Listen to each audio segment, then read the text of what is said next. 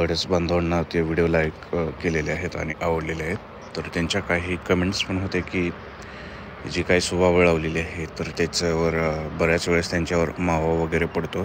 तर ते मावा मीन्स पांढरं असते ज्याला ते शेळ्या वगैरे खात नाहीत आणि झाडाची पण व्यवस्थित वाढ होत नाही. तर आता ह्याच्यावर जर बघितलं तर थोडंसं इथे तर काय मावा वगैरे दिसत नाही, परंतु मावा बऱ्याच जणांना माहिती असेल की ते झाडाची पानं एकदम हे होतात, पांढरे किंवा चिकट चिकट होतात आणि जेणेकरून शेळ्या वगैरे त्याला काही खात नाहीत आणि त्याचा रिझल्ट वगैरे अजिबात येत नाही. तर मित्रांनो, तुमच्या जर सुबावळीवर अशा प्रकारे मावा जर पडत असेल तर मंथमधून, एका महिन्यामधून किंवा ठराविक दिवसामधून माव्याच्या तीव्रतेनुसार तुम्हाला एक फवारणी घ्यावी लागेल.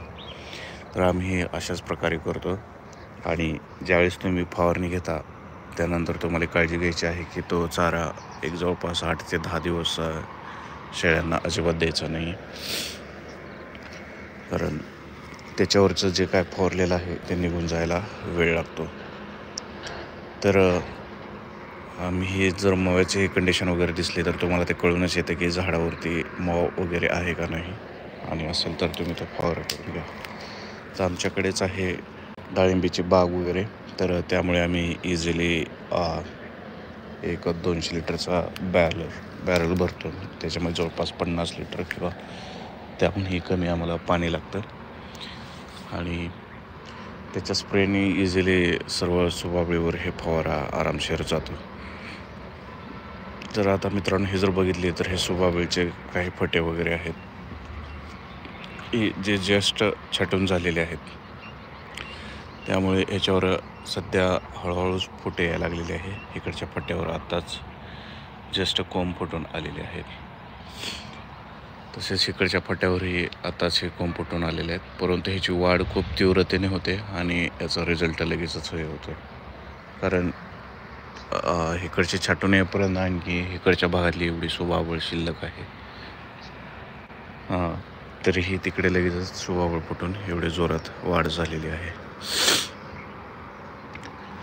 तर अशा प्रकारे तुम्ही नियोजन करा. आणि सुबावळमध्ये जर आम्ही बघितलं तर असे मित्रांनो ड्रीप वगैरे केलेले आहे, त्यामुळे इथे पाण्याचं किंवा भिजवायचं काय प्रश्न येत नाहीत. आणि जर का तुमच्याकडे का सफिशियंट पाणी वगैरे जर असेल याच्यामध्ये, तर तुम्ही अधूनमधून ह्या सुबावळीला पाणीमधून ते दिलं पाहिजे, ड्रिपच्या ह्याच्यातून किंवा दंडाच्या ह्याच्यातून, तर जेणेकरून ही सुबावळ जी आहे ते वाढत राहते एकदम.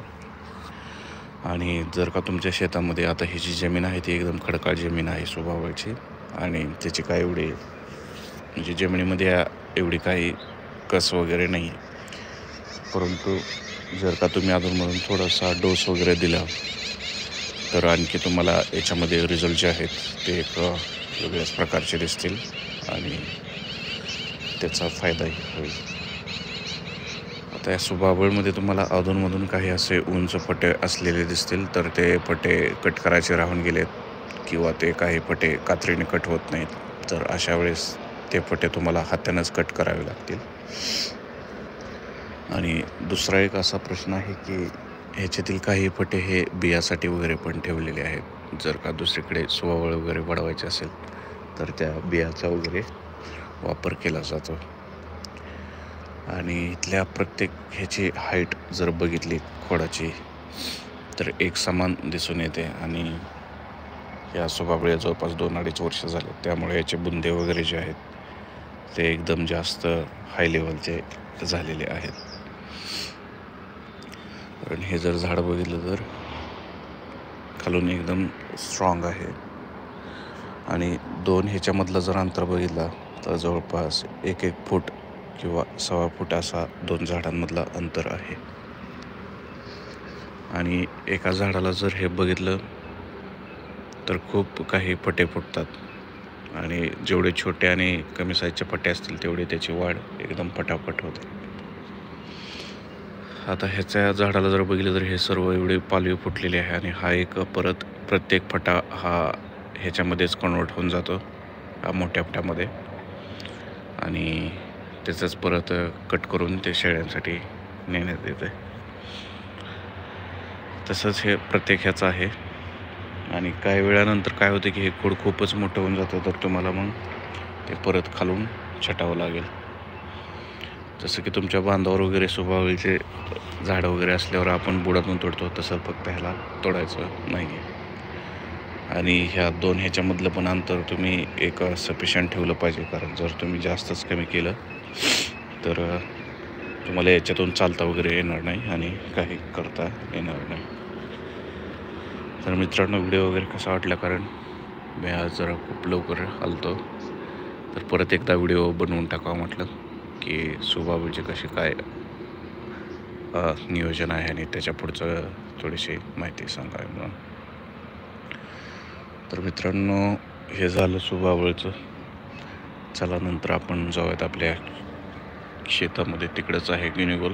तर गिनीगोल किंवा दुधी गवत, तर त्याच्याबद्दलचा पण व्हिडिओ मी दिलाच होता.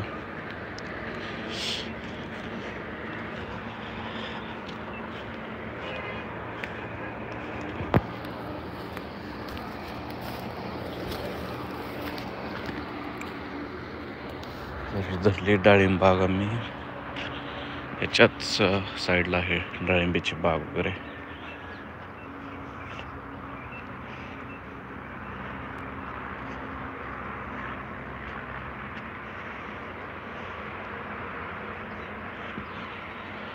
हा आहे गिनीगोल गवत.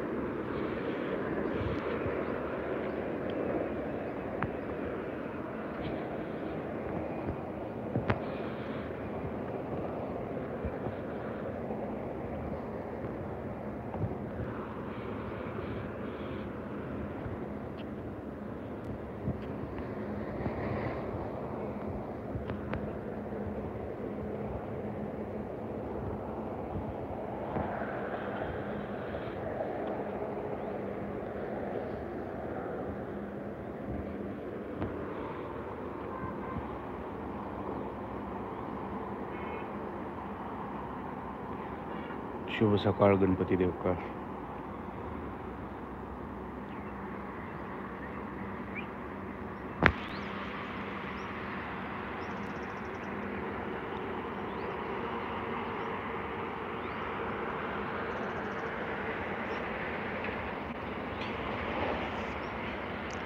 टेंभुर्णी जवळ आहे पहा.